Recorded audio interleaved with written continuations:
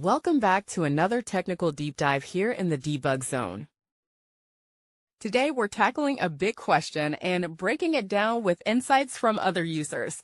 Hopefully this clears up some misconceptions and helps you get the answer you need. So buckle up, stay a little curious, and let's jump right in.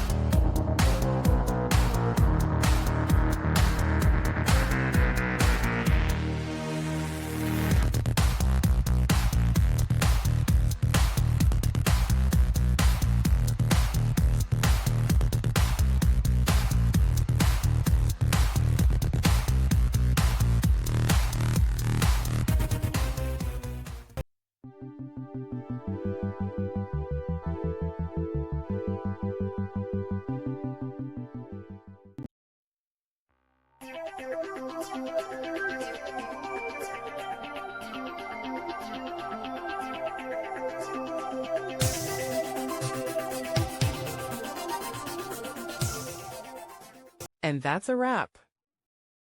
I hope you found the answer you were looking for. If you did, take a second to hit that subscribe button. It really helps out. And let me know in the comments which solution worked best for you. See you next time in the debug zone.